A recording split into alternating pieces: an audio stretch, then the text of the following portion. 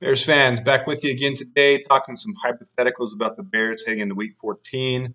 I'm not a channel big enough to really be throwing ads in there or be wasting your time with some ads. So if you wouldn't mind hitting the subscribe button and like button if you like anything that I've discussed or that I do on here, I'd appreciate it. Help me grow the channel and give me a little bit more legs and try to start this thing off. I'm just a guy who loves to talk NFL, loves to talk the Bears, all things sports, and I spend way too much time in the off season, during the season, in the draft period, going over hypotheticals, going over mock drafts, going over trade values, all that stuff. So the last couple of years have been really fun as a Bears fan, but not so much fun for the real reason of why we need those things to get to the postseason. That said, Cole Kmet, if you didn't catch it, go check it out. Had a press conference, just part of the Bears media, where he discussed that he is full-fledged in on the next 5 games, and that's their mode. Is he said he's in playoff mode, playoff mentality. And that's what I love to hear. That's how we should be. So all this hypotheticals and all this narratives that you hear about the media saying the Bears are quitting on the locker room, that Eberflus doesn't have the locker room, that's all bull. That's bunk. It's not true. Everyone that you listen to in the Bears, they're all in one mind, one direction. Have the results been there? No. And we wish it would have gone a little different, especially a couple of those games like the Broncos, the Lions, even the Saints game, well, the Packers game too. That one's eating at all of us even after week 1. So week 18, we're all getting a little excited for that. But step 1 this week. So we're in a position that we may not be able to talk again next week, but hopefully we do. Hopefully we come Monday and we can say the same thing. And then a week from that, and another week, and another week. And we're on and on until we do face the Packers Week 18 with a playoff spot on the line. Because right now at 4-8, if we go 5-0, Cole Kmet's right, 9-8, and we should mathematically be in the playoffs. So what I've done today is you see right here. This is on PFN Simulator. You can simulate the rest of the season. I did it 3 times until I got a result where the Bears won out. And it should have taken more to that because the Bears have to win all 5 games. But in this scenario, it won out for the Bears, all 5 games. What I didn't like was it had the Packers win all 5 games except for the last game against the Bears. So the Packers make the playoffs too. But in this, you see that it ranks us all the way down to 19 because that's where the playoff teams would end up picking in the draft. So this is the draft order after a hypothetical where the Bears make the playoffs. I'm not going to talk about once we make the playoffs, who we'd face, or realistic chance of making it to the divisional round or the NFC Championship game or the Super Bowl because that's not the point of where we are today. The hypothetical is where the second draft pick will realistically be. The Bears should have the number 1 overall pick. It's getting closer and closer to that. New England's going to put up a fight for that, and the Panthers are actually fighting for it. So, fighting to get out of that spot. They don't have a dog in the fight to lose any games. They want to win as many as possible. They do have a tough schedule, and they're not playing well. Their offense is garbage. So, hopefully, they can lose out. And if they don't, they still should be the number 1 overall pick for us. So, with this hypothetical, this is realistically more of where the Bears will be at. Even if we don't make the playoffs, we're probably going to be in that 10-11 range right there of where we pick, not number 5 overall. Right now, all the projections, because that's where we sit now, would be at number 5 overall. So it's not as easy as Bears fans saying, okay, well, we take Marvin Harris Jr. with the first overall pick, and then we trade down with the second one. That's not where our draft capital is going to be. So one thing I study a ton on is draft capital, and I usually use the Jimmy Johnson trade value chart. And that's what I use today. But I was pretty spot on with where the Panthers were last year and what they gave us. I didn't predict DJ Moore. I don't think anybody could have. I think the Panthers undervalued him. But to trade up with Bryce Young and his value last year, think about before the season started, not what he's actually doing now, where he was projected. There was some value in trading up for Bryce Young.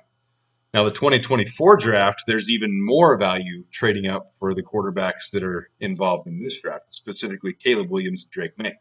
Now, I think there's going to be 4 legitimate quarterbacks taken in the first round because of a mix of teams needing quarterbacks as well as the quarterbacks that are available. But there's some high-end quarterbacks in this draft, from Caleb Williams, Drake May, Jalen Daniels, Jaden Daniels, J.J. McCarthy, Bo Nix, Michael Penix Jr. Will all those go in the first round? No, not likely. It could happen. There's a lot of teams that are in need of quarterbacks, and I listed 4 of them here that I think are going to take quarterbacks first round. This is just my projection. So I got the Patriots, the Giants, the Falcons, and the Buccaneers. I think the Buccaneers really are a playoff quality team, and the one thing they're lacking is quarterback. And that's why you hear so many rumors and hypotheticals linking Justin Fields to be traded to the Falcons, but it's not realistic. The Bears aren't going to give up on the best quarterback they've ever had in Justin Fields. It's not. So for this scenario, I have obviously if the Bears are going to win out and go 5-0, Justin Fields is going to be secure for next year. They're going to exercise the 5th-year option. He's going to be with us in 24, likely 25. And if he balls out in 24 again, like the end of this year, he would have to go 5-0. Then he's going to get that extension. And Bears fans are going to be happy because we have a franchise quarterback and our problems are solved, and away we go. So, but you've got other teams too. You've got the Saints, you got the Commanders, you got the Vikings. Let me see, the Rams, Cardinals. Cardinals, I think, are pretty set with what they're seeing come back from Kyler Murray plus his contract. But the Bears would kind of be lumped in that same type of situation where I think those are teams that are going to take a quarterback late day 2, maybe day 3 to get someone they could groom. The good teams always end up taking quarterbacks that they can groom and make something out of. So for this, where the Patriots landed was number 2 overall. The Giants landed number 4 overall. The Falcons number 9. And the Buccaneers number 11. And what I put together was some hypotheticals of what we could do to trade down. The perk of trading down with the Patriots is, and yes, I do think the Patriots would want to trade up to number 1 because of those 4 teams, there's really the sweepstakes for Caleb Williams and Drake May.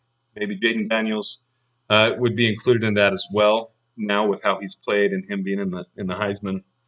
Some people could say the same for Bo Nix and Michael Penix, but they're not quite in that same category. But clearly, Caleb Williams and Drake May are those generational talents that everybody's going to be fighting for, and the Patriots would want to trade up from 2 to 1 to get the quarterback they need. And so the value of that, just like last year, I don't think the Panthers, so I put that on here, the Panthers from last year, what the trade value chart actually gives us as far as value-wise. And it's not just the 3,000. The number 1 overall pick is worth 3,000, but it's not just the 3,000 because you're overpaying for that luxury of going number 1 overall. It's not just the value of the pick of being 3,000.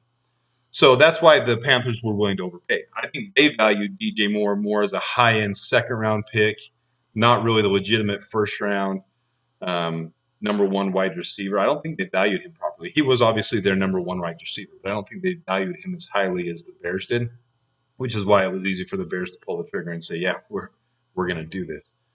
So that value is from the number 9, number 61, 24 first-round pick, and 25 second-round pick is 3,032.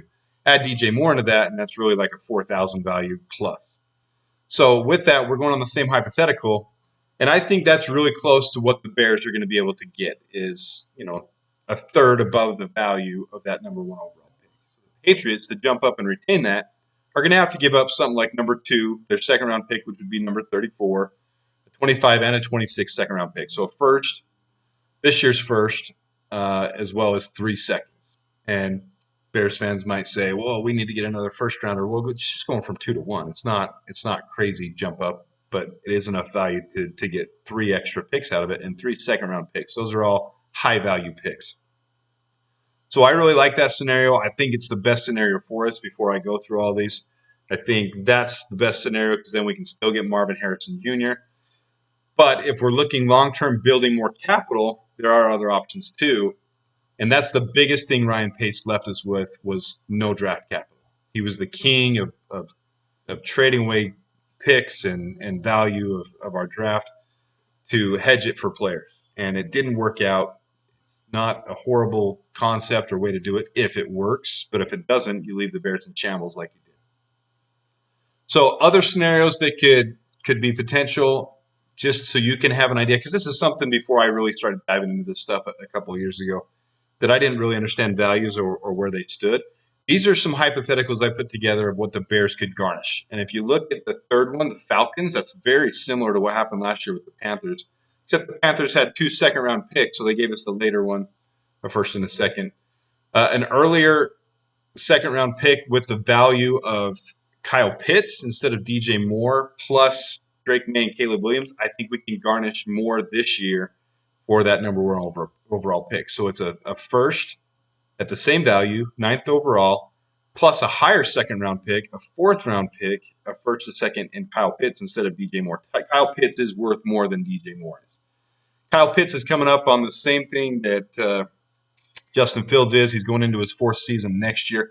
Ton of potential at a 1,000-yard season. He did have a Pro Bowl as a rookie. So his 5th-year option will be a little bit more expensive than, well, it won't be more expensive dollar-wise, but for his position, more expensive than Justin Fields will. For those who don't know that as well, if you have a Pro Bowl, it gives your 5th-year option more value. But each position has its own value. So I think, and I'd have to refresh on this, so don't take this for gospel truth, but I think tight end 5th-year option with a Pro Bowl was something like $9 million, and 2 years, 2 Pro Bowls plus was over $10 million, and without any Pro Bowls was $7 million on the 5th-year option. And his last year is $10 million. So we're taking some of that contract on the Falcons, who are more salary cap worried than the Bears are. We would take that on for them, but with the opportunity to see if Kyle Pitts has the value in him that everyone thought he did coming out of the draft. He was the number 4 overall pick in the 21 draft, so he was picked ahead of Justin Fields as well. So to me, that's a great haul, and that would make it worth the Bears trading down to number 9 to get Kyle Pitts, a future first, future second, number 9, number 41, number 110. I mean, those are 2 really solid picks for this year, plus picks for the future and Kyle Pitts. So there's one option. Another one is the Giants. We don't want to drop down too far, but I see us only dropping down to number 4 if we're really set on taking a blue chip tackle. And I don't think the Bears are going to do that because Braxton Jones has actually played phenomenally well. You'll see a lot of these mock drafts have the Bears take I have Evan Neal up there, Olu Fashanu or Joe Alt, who are clearly the 1 and 2 tackles of this class, who are blue chip tackles, who are going to make instant impacts on their teams. But I don't think the Bears are in that position because Braxton Jones is a really solid tackle. And if we want to shore up some depth there, we can always pick later in the 4th round for a tackle, even 3rd round, or if we get more capital, 2nd round too. There's some really solid. Look at some of my other videos for some of the prospects that I have at each of those positions. There's some really good guys in this draft we can snag in the late second, early 3rd round. But I don't see us doing that option, even though it makes sense for some value. The Giants aren't particularly happy with Evan Neal, and I don't know if the Bears necessarily want to bring that on. I think Evan Neal learned from the experience he had in kind of diminishing working class people in New York. Horrible move for him to make. But to get 2 firsts and 2 seconds, this year's first, next year's first, number 36 and next year's second, plus Evan Neal, who you could phenomenal talent coming out of the draft a couple years ago, but kind of struggling since he's hit the NFL level, and someone still with all that talent. It's kind of the same thing that the Raiders went through with their tackle that we took off waivers. Space in my mind. Sorry. I don't have everything in front of me. I have everything in my head, and I have my thoughts, but same type of thing there. So I don't see us trading down to 4. The other one we could do is the Buccaneers at number 11, and this one would be very similar to what the 49ers did in trading up all the way to number 2 to trade. Shoot, my brain is it'll come to me, and I know what all of you at home will be like, yeah, that's who it was. But when they traded up to the quarterback ahead of Justin Fields, I'm not going to say here because it's a brain fart. You've all been through it. I'm going through it right now. Trey Lance, boom. Sorry about that. When they traded up for Trey Lance, very similar trade. It was 3 firsts and a 3rd.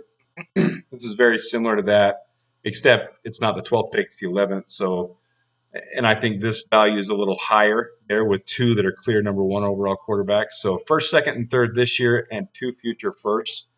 That would entice me quite a bit. You're not only setting up this year, but you're setting up the future.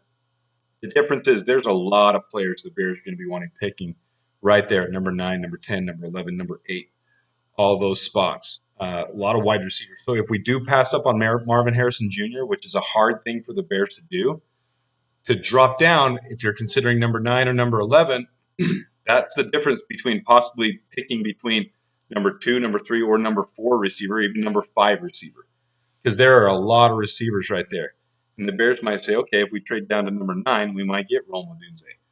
But if they trade down to a number 11, Rome Odunze might be gone, Malik Neighbors might be gone, and you're picking Keon Coleman, which isn't the worst thing in the world. I actually love Keon Coleman. He's my second favorite in this draft. Maybe third since he hasn't been quite as productive the last couple of weeks. But the Bears are still going to want to have options if they're passing up on Marvin Harrison Jr. to pick the wide receiver they want next. It's all about that draft capital.